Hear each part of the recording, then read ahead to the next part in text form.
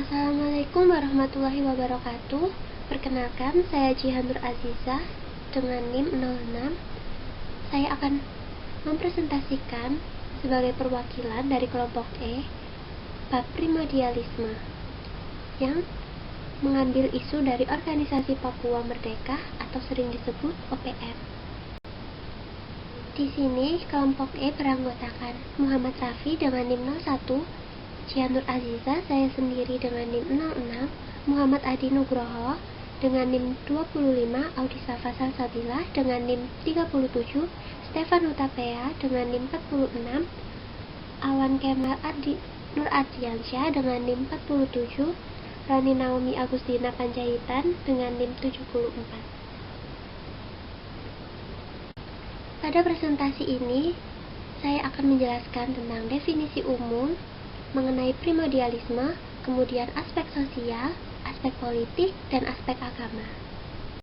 Pertama-tama, saya akan menjelaskan tentang apa itu primordialisme.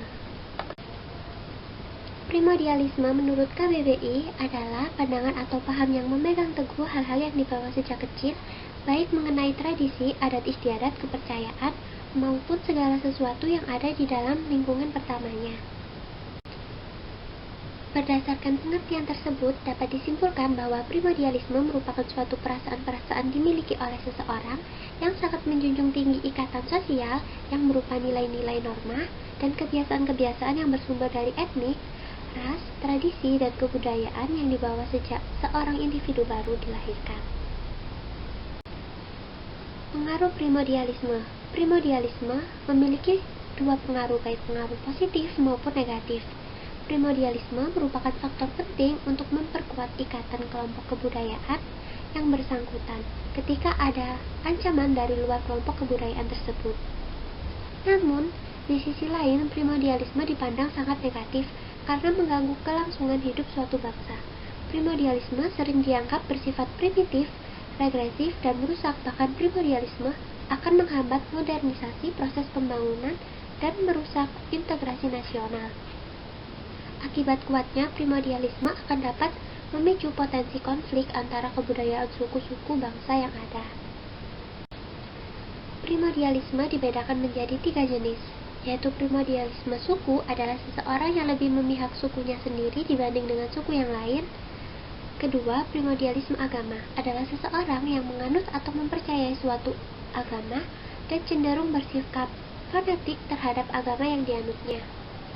Ketiga, primordialisme kedaerahan adalah seseorang yang terikat dengan daerahnya sendiri daripada daerah lainnya.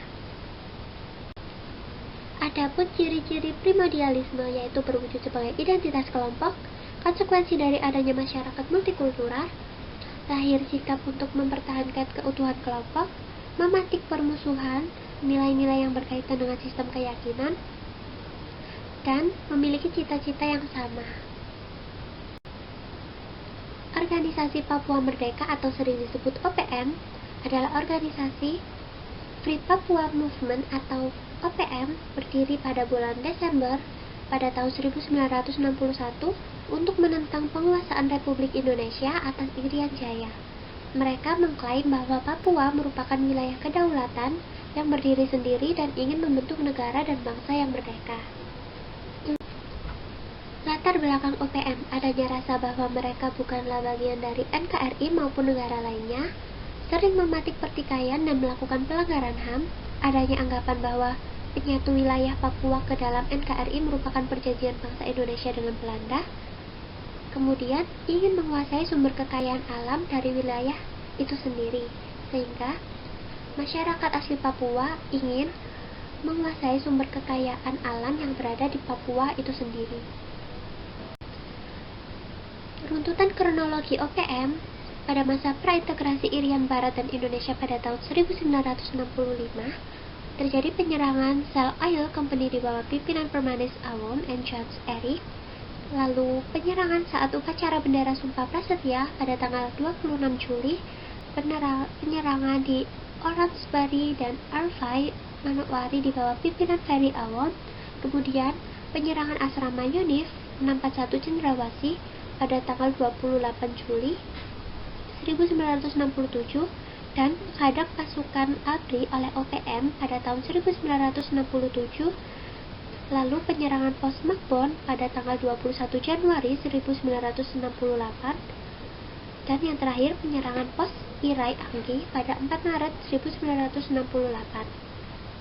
Pasca integrasi Irak Barat dan Indonesia pada masa Presiden Soeharto pada tahun 1969, terjadi penyerangan di bawah pimpinan Bernardus Wali di Kecamatan Ubruk, Jayapura pada tahun 1969. Pemberontakan rakyat di Enarotali pada Februari sampai Agustus 1969.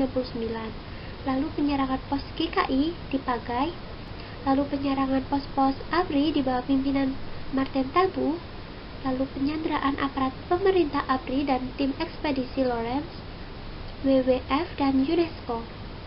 Pasca runtuhnya OBRA dan pemberlakuan Otsus pada tahun 1998, terjadi demo mahasiswa Universitas Cendrawasih, lalu pembentukan National Liberation Council, lalu pengibaran bendera OPM di Biak pada Juli 1998, kemudian penembakan Domingus Octavianus Awes, Kepala Polisi Mulia, pada 24 Oktober 2011. Lalu terjadi lagi penembakan warga transmigran dari Sumatera Barat pada tanggal 21 Januari 2012. Adapun serangan ke bus umum pada tanggal 8 Januari 2012. Penyelundupan narkoba oleh OPM terjadi pada tanggal 31 Januari 2012.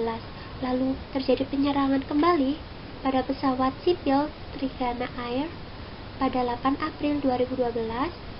Lalu terjadi lagi penyerangan pasukan patroli keamanan rutin oleh OPM pada tanggal 1 Juli 2012, penyerangan terhadap 2 warga sipil dan 1 TNI di Taniel pada 9 Juli 2012, lalu yang terakhir pembunuhan 31 pekerja jembatan di Jalan Trans Papua pada tanggal 1 Desember 2018.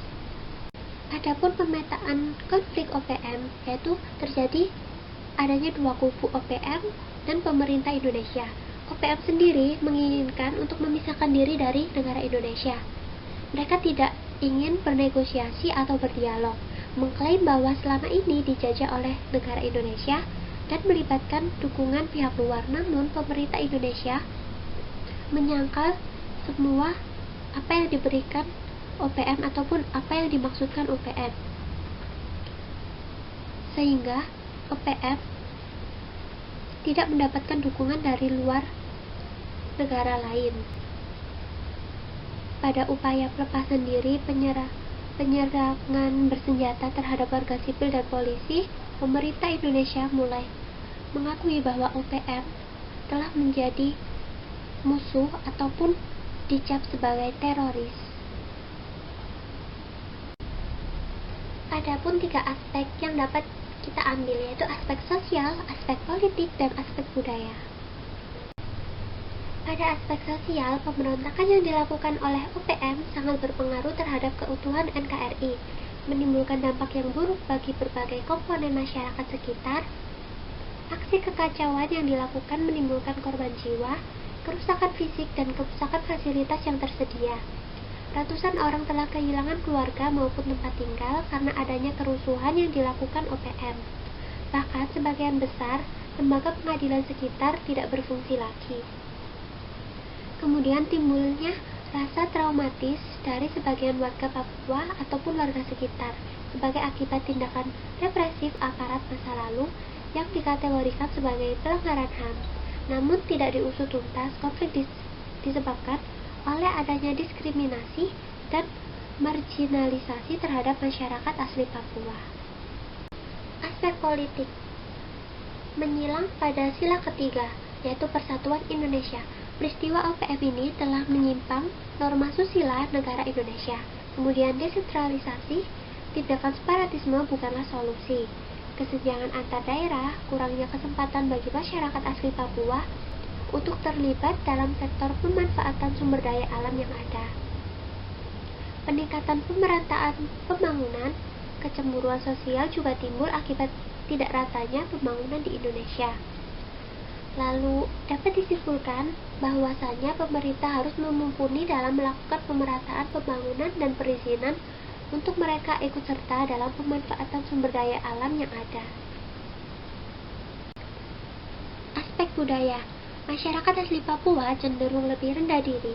Mereka merasa bahwa martabat dan identitas mereka tidak diakui oleh masyarakat lainnya.